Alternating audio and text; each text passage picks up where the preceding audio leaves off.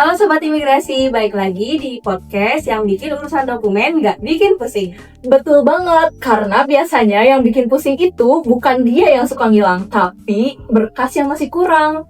Ya, nah hari ini kita akan bahas tentang cara pelayanan yang di kantor imigrasi yang bisa jadi prima itu gimana sih? Bukan cuma ya udah yang penting jadi gitu ya. Iya. Oke, mungkin kita langsung aja kali ya kenalan sama narasumber kita. Oke. Halo, saya Ardi, petugas verifikasi berkas. Garda terdepan dalam pembuatan paspor. Jadi, jangan coba-coba ya pakai data palsu, soalnya nanti bakal ketahuan juga kok. Nah ini nih yang bikin deg-degan di awal. Halo, aku Ailsa, aku petugas wawancara di sini. Biasanya orang-orang kalau ketemu aku suka langsung duduk rapi loh. Auto formal ya, kayak HRD yang mau interview kerja. Iya. Halo, aku Brayden. Aku content creator keimigrasian yang bakal jelasin semua langkah supaya kamu gak salah langkah dari rumah.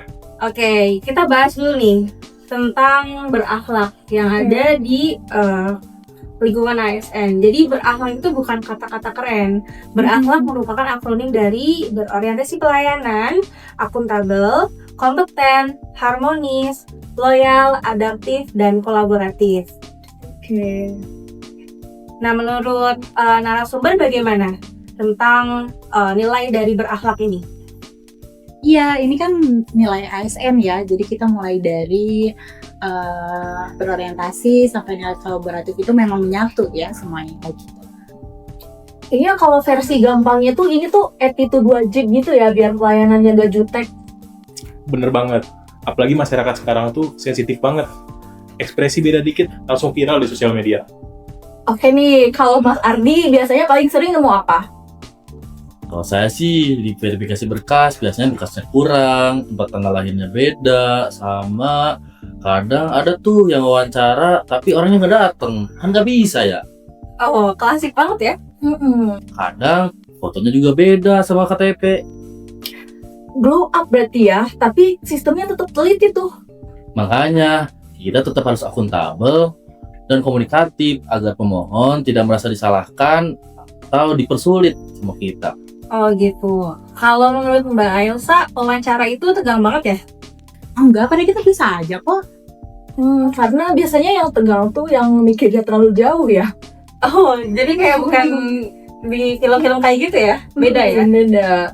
Enggak, kita tuh cuma mastiin aja apakah data dan orangnya itu sesuai. Jadi kita tuh bukan cuma nanya soal ibunya mau kemana, ibunya di sana berapa lama sama siapa. Kita juga pendekatan ke pemohonnya juga lebih one saja biar nggak terlalu tegang satu sama lain kayak gitu. Oh, jadi ini sedikit sama kayak nilai dari akuntabel ya?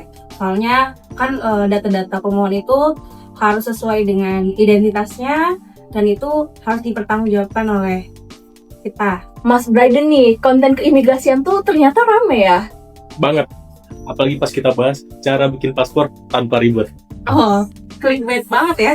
Jangan salah dulu nih. Clickbait tuh penting banget loh sebenarnya untuk memancing atensi masyarakat. Meskipun gitu, isinya tetap edukatif kok. Jadi tenang aja. Oke, berarti ini helpful banget ya buat masyarakat itu kayak mengedukasi masyarakat. Kalau untuk Mas Ardi, tantangan yang terbesarnya itu apa ya? Kalau di verifikasi berkas sih kadang ada nih pemohon datang marah-marah gara-gara kehabisan kuota paspor. Padahal kan salah dia sendiri kenapa dia telat ya. Terus ada juga tuh yang datang gara-gara paspornya hilang, marah-marah ke saya. Lah, emang salah saya kan bukan. Terus ada lagi nih, beda tempat tanggal lahir. Padahal kan itu yang nerbitin di Dukcapil bukan paspor ya. Jadi ya udahlah, saya sabar aja, gak apa-apa. Oh, iya, berarti sangat berorientasi pada pelayanan ya? Kalau Mbak Elsa ini nih, struggle-nya apa nih? Kalau aku sih, karena aku pewawancara, jadi sebagai pewawancara tuh memang harus ramah ya. Jadi kita harus konsisten dari awal pagi kita menyambut pemohon sampai pulang lagi, itu tuh memang harus sama semua ya, yang ekspresi yang kita tampilkan ke pemohon itu kayak gimana. Sedangkan kan pemohon itu bukan cuma satu, sehari-hari tuh bisa sampai 50 atau 100, itu tergantung dari hari itu. Cuman memang yang kita pertahankan itu keramahan juga ya. Iya sih, itu yang paling susah, senyum sampai jam-jam terakhir kantor. Ya, itulah makanya penting banget nilai-nilai berakhlak untuk ASN. Supaya kerja kita tuh tetap profesional. Oke, jadi dari obrolan kita hari ini, kita tahu nih kalau pelayanan prima itu bukan sekedar sulap ataupun sihir. Betul, karena itu merupakan hasil dari sistem, nilai, dan sikap yang dijalankan secara konsisten. Tentunya yang berpedoman terhadap berakhlak. Iya, setuju banget. Dan buat sobat imigrasi, jangan lupa ya kalau mau bikin paspor, bawa berkasnya yang lengkap. Bener, biar nggak bolak-balik, kasihan bensin. Oke, mungkin cukup sekian podcast kita hari ini. Jadi, nantikan kita di podcast selanjutnya. Ya, terima kasih para narasumber. Terima Terima kasih. kasih.